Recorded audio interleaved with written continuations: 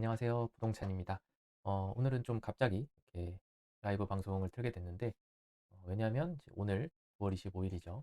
이 저도 최근에 계속 관심을 갖고 봤었던 이 생활 숙박시설 관련해서 이제 정부의 보도 자료가 있었습니다. 최근에 관련해서 정부에서 특단의 대책들 발표하겠다 이런 이야기를 계속 했었는데, 이제 사실상 올해 적용이 되기로 했었던 뭐 이런 부분과 기대했던 준주택 관련한 내용들, 뭐 이런 여러 가지 추측들이 있었는데, 이제 그런 거를 일본 보도 자료로 이제 일축을 했습니다. 그래서 이제 이 관련된 내용들 좀 빠르게 전달해 드리려고 이렇게 라이브 방송을 하게 됐습니다. 제목은 기존 생활 숙박시설 숙박업 신고 계도기간 부여 연착륙 유도. 오는 10월 14일까지 셀로 용도 변경을 하라고 하는 어떤 특례 기간이 있었고, 그거에 따라서 뭐 이행강제금을 좀 유예를 해주는 이제 그런 형태였는데, 이제 그 부분이 24년 말까지 좀 연장이 됐다라고 보시면 될 것 같습니다. 이 원희룡 장관이 24년 말까지 이 숙박업 신고 계도기간 부여하고 이행강제금 처분을 유예할 계획이다라고 밝혔습니다. 뭐 이렇게 숙박업으로 신고를 하는데 걸리는 시간, 뭐 임차인의 자녀 임대 기간, 뭐 이런 부분에 대해서 좀 시간을 좀 더 가지려고 이런 계도 기간을 갖는다고 이야기를 했고요. 근데 오피스텔로 용도 변경을 하라고 2년 동안 적용됐던 특례는 10월 14일에 종료가 된다고 합니다. 뭐 이제 뭐 결국 실제로 전환된 케이스도 거의 없지만, 하기도 좀 어려운 거는 이런 형평성을 고려한다면 좀 어려울 거다라고 뭐 처음부터 다 그렇게 봤었죠. 같은 경우는 장기 체류 숙박 수요에 대응하기 위해서 취사가 가능한 숙박 시설이다, 뭐 이렇게 되어 있으니까 사실상 숙박 시설인 거죠. 근데 2017년도에 이제 부동산 경기가 막 상승할 때 이 주택 관련한 규제들이 많이 생겼죠. 세제도 뭐 다주택에 걸리는 형태도 아니었고, 뭐 청약도 따로 이렇게 가점이라든가 뭐 이런 제약 없이 이제 청약을 넣을 수 있었고, 뭐 전매도 가능하고 대출도 잘 나오다 보니까 어떻게 보면 그 당시에 되게 규제가 많았던 주택의 대체 시설로 이제 나오면서 사실상 공급이 계속 확대가 됐었죠. 그래서 뭐 15년도에 사실상 3,483실, 뭐 한 3천 몇 실 하던 것들이 이제 17년도에 9,700, 20년도에 15,000, 21년도에 18,000, 뭐 이렇게 해서 사용 승인을 받는 생숙들이 이제 계속 늘어났죠. 그런데 이제 숙박업을 미신고한 객실이 한 5만 실 정도 되는 것 같아요. 그리고 투자 목적 추정 객실이라고 뭐 한 명의 소유자가 2실 이상 가지고 있거나 아니면 30실 이상 가지고 있는 소유자들도 뭐 1만 한 2만 명 되네요. 숙박 용도로 활용할 수 있게끔 만든 시설인 만큼 이제 숙박업으로 운영을 해야 되는데, 실제로는 주거용으로 이용하는 곳들이 뭐 현재 봐도 상당히 많은 걸로 나옵니다.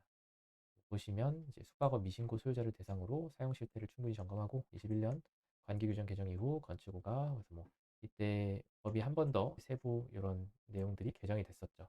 그래서 이런 부분들을 잘 지켰는지 한번 점검을 할 것이다, 뭐 이런 내용들이 나왔고, 21년도 11월이랑 21년도 12월에 건축법이 개정된 거에 따르면 광고문상 주거 불가 명시, 분양 계약 시 주거 불가 안내, 사용 승인 시 숙박업 신고 동의서 제출, 또 이런 부분이 있는데, 만약 내가 분양을 받을 당시에 이런 부분이 지켜지지 않았다면 이 부분에 대해선 뭐 계약 해지라던가 손해보상 같이 뭔가 시행사 쪽에 요구를 할 수도 있어 보입니다. 그래서 이런 요 기간이 좀 중요해 보이고요.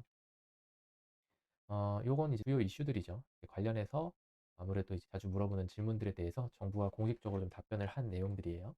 보시면 생수근 부동산 가격이 상승한 2017년도 이후부터 공급이 늘어났다.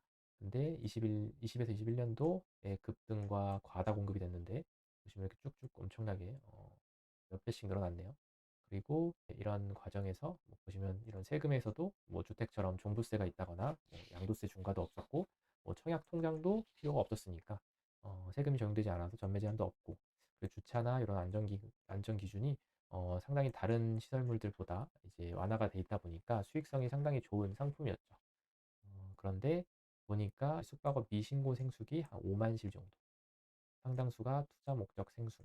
그러면 이제 한 5만 실 정도가 숙박업을 신고 안 했으니까 어떻게 보면 지금 주거용으로 사용을 하고 있는 거죠.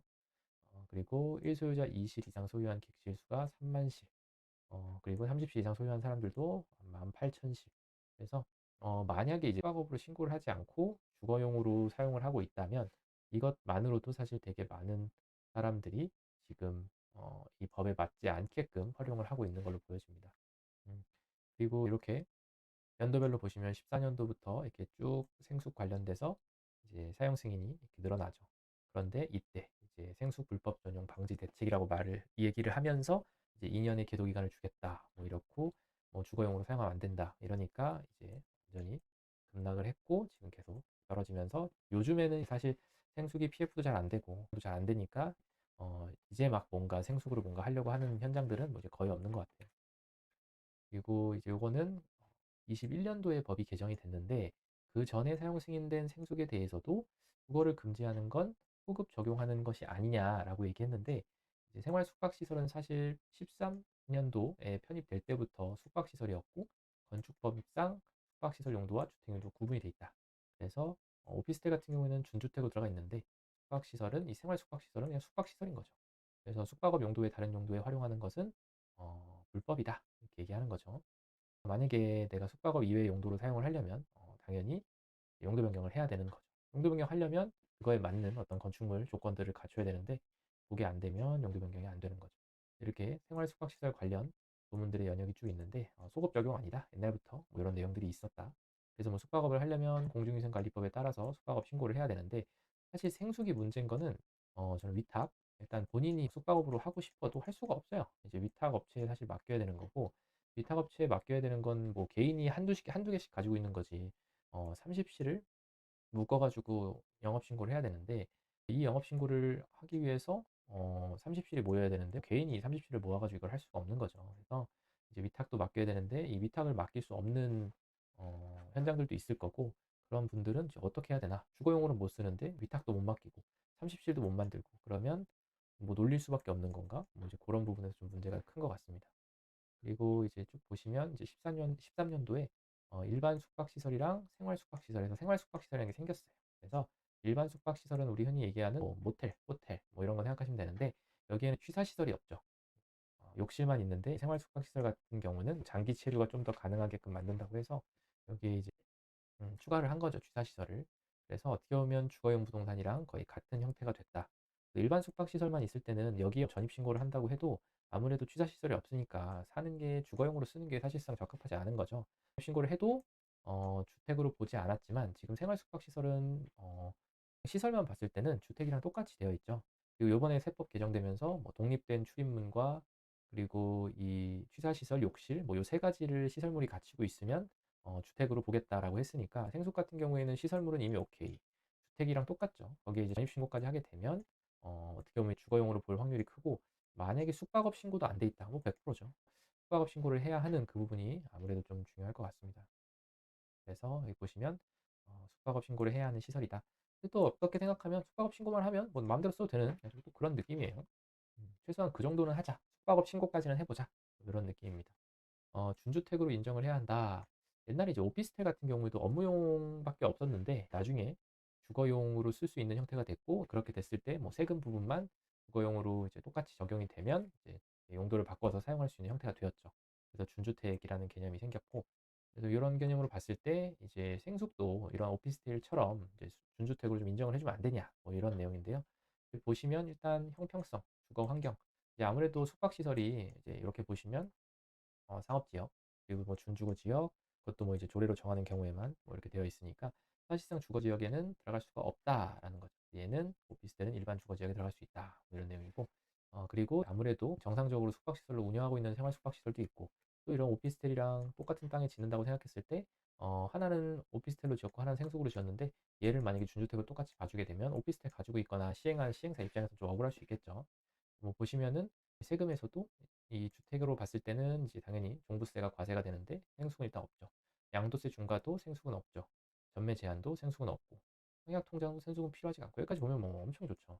그리고 주차 기준도 보면은 거의 70평당 한 대예요. 그러니까 뭐 세대당 한 대로 봤을 때는 이제 오피스텔이랑 준주택 보면은 거의 세대당 한 대니까 한 7, 8평에 뭐 한 대씩 들어가는 경우도 있잖아요. 근데 거의 70평에 한 대니까 이건 또 엄청나게 거의 수익성, 사업성 자체가 이제 완전히 다른 거죠. 뭐 이것도 보면 피난 방화도 폭도 더 좁아요. 그리고 학교 용지 부담금도 더 적어. 그리고 이제 용도 지역도 보면은 뭐 이렇게 되어 있는데 뭐 주거 지역이 안 된다. 일단 이런 논리로 보면은 제가 봤을 때는 그런 오피스텔도 상업 지역이 있거나 주거 지역 아닌 곳에 있는 거는 주택으로 사용할 수 없게끔 해야 되는 거 아닌가. 이제 뭐 보면은 일단은 오피스텔의 경우 주거 지역 입지가 가능하다. 근데 뭐 다른 데도 가능하잖아요. 그죠? 공동주택 수준의 건축 기준 적용했다. 뭐 인정하죠. 이런 부분들이 뭐 세금적인 부분 여기도 뭐 부과하면 되는 거니까 크게 이슈가 안 되는데 뭐 이런 어떤 건축 쪽에 대한 부분들, 요런 부분들은 차이가 크기 때문에 뭐 장단이 있죠. 왜냐면은 지금에 와서 이렇게 오피스텔로 가려고 해도 요런 부분이 해결이 안 되니까 갈 수가 없는 거죠. 다 부시고 지을 수는 없는 거니까. 이런 부분이 있고, 근데 만약에 이걸 또 준주택으로 해주게 되면 뭐 너도 나도 다 농막, 근생 빌라 뭐 이런 것도 다 뭔가 준주택으로 편입을 해달라고 할 수도 있는 이제 그런 부분이죠. 그래서, 그런 상황이다. 어디 갔어? 보시면 지금 음, 그리고 생수 오피스텔 간 건축 기준 상위에서 특례 없이는 용도 변경이 어려웠던 것 아니냐. 사실상 아까 말씀한 것처럼 이런 이 건축 기준 자체는 이미 다 만들어진 상황에서 이거를 어떻게 바꿀 수가 없잖아요. 이런 부분은 사실상 거의 불가능했었던 거고, 뭐 그나마 한 전체 중에 뭐 거의 1.1%, 거의 1.1% 정도가 이제 용도를 변경했다고 하는데, 거기는 아예 생수구를 쓰는 게 아니라 현장이 거의 망해서 이제 완전히 다시 오피스텔로 변경을 해가지고 진행을 했던 뭐 그런 프로젝트고, 이미 분양까지 끝난 거를 그거를 다시 오피스텔로 바꾼다는 거는 그건 참 어려운 것 같습니다. 뭐 보시면 주거용도 전환 자체는 이런 기준 때문에 사실상 거의 어렵다. 그래서 용도 변경 특례가 있었지만 실제로 사실 활용이 안 됐다고 보시면 될 것 같아요. 그리고 이제 이행강제금 이 부분도 10% 부과하면 매년 수천만 원이라고 하는데 이건 좀 오해가 있었어요. 왜냐면 가격 대비해서 10%라고 생각해서 내가 5억에 봤으면 10%니까 5천만 원 이렇게 이행강제금 내야 된다고 하는데, 건축물에 대한 이행강제금을 보면은 사실상 건축물 시가표준액의 10%라고 얘기하니까 토지가 있고 건축물이 있잖아요. 이 건축물에 대한 부분만 시가표준액으로 10% 가는 거니까 간단하게 생각하면은 내가 부가세 냈던 부분이 건축물에 대한 부가세를 우리가 10% 정도 냈잖아요. 그 정도 금액을 매년 좀 낼 수도 있고, 그리고 여기서도 만약에 50% 정도 감경이 또 될 수도 있다고 하니까 생계형 위반, 소유자 변경 이건 적용될지 모르겠지만 어쨌든 감경까지 되면 그래도 뭐 건축물 가격의 한 50% 정도 보면 이제 매매가가 5억짜리 같은 경우에는 뭐한 1천만 원이라고 뭐 얘기는 해놓고 있는데, 그건 뭐 건물 가격이나 뭐 그런 부분에 좀 차이가 있겠죠. 하지만 이제 우리가 생각하는 것처럼 뭐 가격이 10%씩 내는 건 아니다. 근데 그래봤자 이게 뭐 수익률이 얼마나 되겠어요. 이 정도 내면서 갖고 있는 것도 사실은 좀 많이 안 되는 것 같습니다.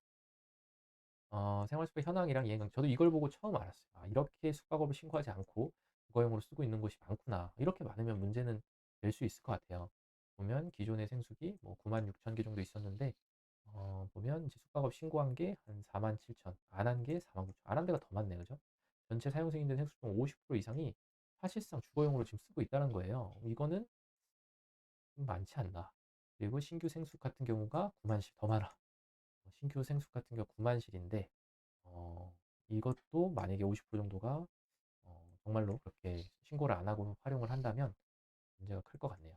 적용되는 곳들이 합치면은 뭐 한 만 8천 거의 이렇게 10만 8천 18만 정도 되는 거네. 18만. 그리고 근데 요거 보면 또 요건 좀 아셔도 좋을 것 같아요. 이행강제금 부과 절차를 좀 보면 걸렸다고 바로 나오는 건 아니다. 만약에 걸렸다 그러면 실태조사랑 현황점검 하는데 사전 통지를 일단 하고 시정명령 한번 하고 시정명령 두 번 하고 그리고 이행강제금 계고하고 부과하고, 그리고 혹시라도 뭔가 내가 이의를 제기하겠다 이러면 이의도 한번 제기하고 그 다음에 위반사항 시정하고 시정 완료되고, 사실상 뭐 적발되면 이 사이에 내가 뭐 개하거나 내가 시정할 수 있는 부분이 아닐 거 아니에요. 뭐 할 수도 있겠죠. 주거용으로 쭉 쓰다가 걸렸다 그러면 그때부터 숙박용으로 쓰는 거니까, 걸릴 때까지는 숙박용으로 쓰다가 걸렸을 때 이 시정명령 받고 한 50일 정도 시간이 있네요. 이때 내가 숙박용으로 바꾸는 그러한 형태가 되지 않을까? 뭐 선제적으로 하나, 지금 걸려서 하나 뭐 큰 차이가 없다면 그때 돼서 또 하는 사람들도 많을 것 같아요. 이런 절차로 진행이 된다. 그래서 뭐 다행인 건 이제 올해 10월 4일, 10월 14일부터 이행강제금을 적용을 한다고 했는데, 이제 거기에 적용 대상이 되는 이 많은 생숙 소유자분들 같은 경우에 좀 한시름 났을 수도 있고요. 근데 그래봤자 아무래도 생숙이라는 거를 좀 계속 가져가실 분들도 그렇고, 그리고 나중에 이걸 팔고 나오실 분들도 그렇지만 지금처럼 이게 앞으로 어떻게 될지를 좀 모르는 상황이 앞으로 1년 정도 또 계속 된다는 것 자체도 좀 아쉬울 것 같아요. 그래서 이제 이런 부분이 이제 좀 오피스텔 같은 경우도 한때는 되게 이슈가 많았었지만 지금은 하나의 상품으로 자리를 잡았잖아요. 그 생숙도 마찬가지로 좀 이런 우여곡절은 많았지만 이제 이 과정 속에 잘 정리가 돼서 어떤 특징을 가지고 있는 어떤 부동산 상품으로 잘 자리를 잡을 수 있으면 좋을 것 같습니다. 지금 좀 안타까운 건 어떻게든 좀 정리를 하려고 하는 사람들은 너무 많은데 이제 이 상품 자체를 좀 살려고 하는 사람은 거의 너무 적은 편이에요. 이제 그런 수요와 공급이 좀 맞으려면 이런 정책적인 부분도 좀 안정이 되고 시장에서도 이제 그런 불안함이 좀 많이 없어져야 될 것 같습니다. 그래서 오늘은 요런 추석 전에 이런 정책을 좀 발표하겠다고 했는데 이제 요 내용들 오늘 나와 가지고 공유를 해 드렸습니다. 도움이 되셨다면 구독, 좋아요 부탁드리고요. 또 다음에 좋은 소식 있으면 준비를 해 보도록 하겠습니다. 그러면 오늘 라이브는 여기까지 하고 다음에 또 뵙도록 할게요.